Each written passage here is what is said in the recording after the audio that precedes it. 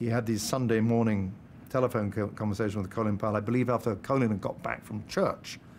And they'd have a very, very private and confidential set of exchanges. And this was no doubt a useful channel of communication. Only problem was that Powell was increasingly cut out of the loop. I think both he and Straw thought that Blair would be a good influence, a positive influence on Bush. Good evening. It's Make Your Mind Up time for Saddam Hussein. The United Nations, in a notable display of solidarity, have given him 1 week to agree to give up his weapons of mass destruction. Council, 15 nations speaking for the world, gathered to challenge, to confront Saddam Hussein after more than a decade of Iraqi defiance.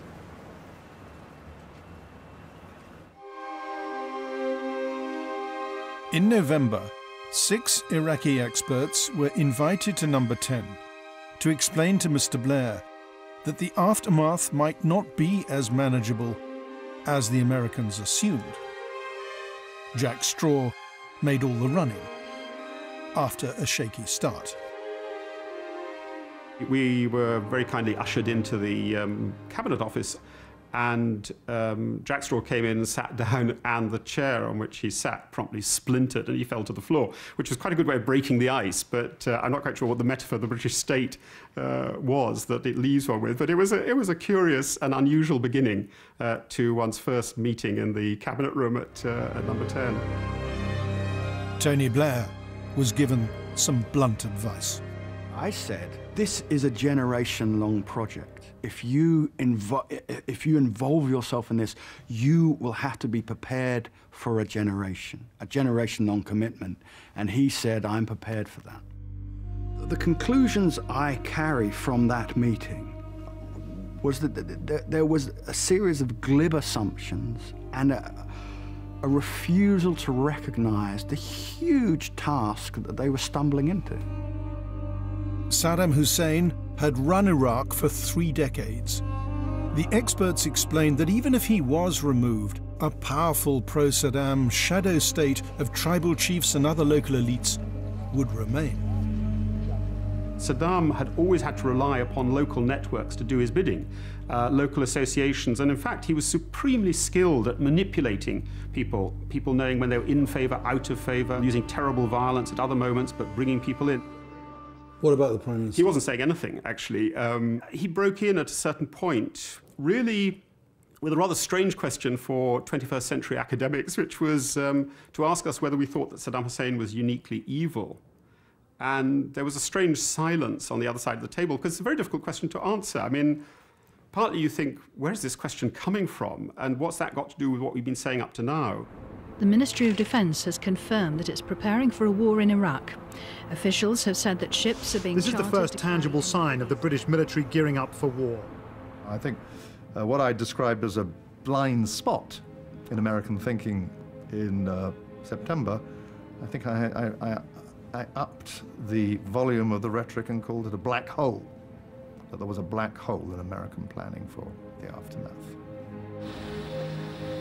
In the nerve centre of Britain's operational defence headquarters at Northwood, just outside London, there was frustration at the American military top brass. Right, let's go. Admiral Sir Michael Boyce, the chief of the defence staff, went to Washington to meet Pentagon officials. We've been told he warned them, "You guys will be lucky to get 6 hours worth of flowers and roses." One source said, the shutters came down. They just didn't want to hear that. They did not believe it. Their mindset could not be broken. They just absolutely, fundamentally believed they would be welcomed with open arms. Southern airfield has been seized. As US troops trained in the Gulf for the invasion, Whitehall was producing papers about the difficulties that might be encountered afterwards. But many of these papers were not circulated to the cabinet. How much brainstorming was there in the cabinet about the aftermath? How much of that crunching went on? Nothing. In the full cabinet, there was.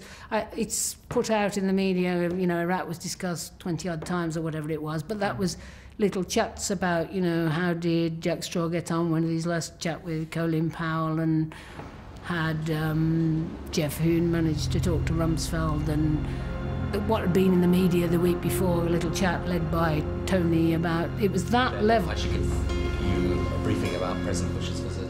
Mr. Blair's number 10 advisors say he was very exercised about post-war planning, but he's also said to have regarded it as chiefly America's responsibility.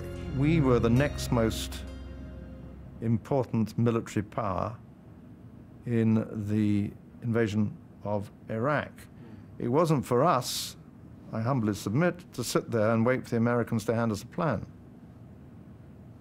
If you're planning for after the war, you don't suddenly do it in a day or two. It's all right, plan's ready, here it is. It's should be a long process of discussion, of going through the detail, preparing for whatever contingency, blah-de-blah-de-blah. That is the way it should have worked.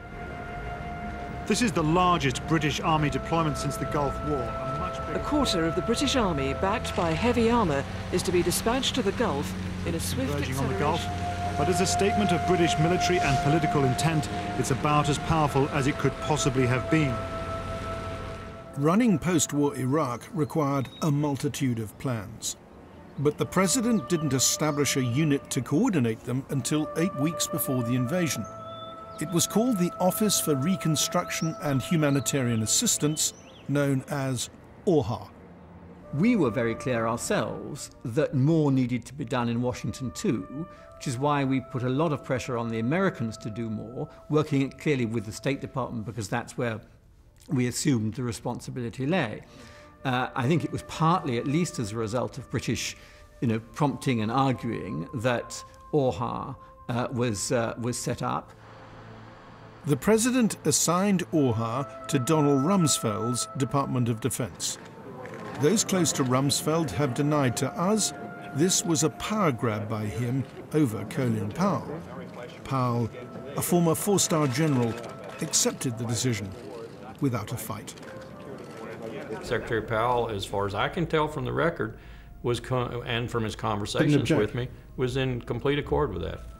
There's a prima facie reason that just screams he was right, and that is that, in my view, and this is clearly only my view, disclaimers all over it, I think Colin Powell probably thought, and rightfully so, disaster looming.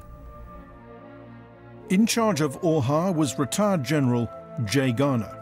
His task was truly colossal, assisting with humanitarian relief, managing everything from the economy to re-establishing basic services like water and electricity in hospitals, keeping 23 Iraqi ministries functioning, reshaping the Iraqi army, and paving the way for a new elected Iraqi government. And just 2 months to prepare for all this. Garner reminded Rumsfeld that another US General, George C. Marshall, had been in charge of rebuilding Germany after World War II. Then post-war planning was carefully thought through, well in advance. When I first went in to talk to Secretary Rumsfeld about taking this job, I said, Mr. Secretary, Marshall began planning on a 1945 problem in 1942. And we're going to have us planning on a March or April problem starting in February. And he said, yes, I know that. And he said, but we are where we are, and we have to do the best we can. Individual US government departments had been drawing up plans for their Iraqi counterparts. But Garner wasn't told about the work of the one US department with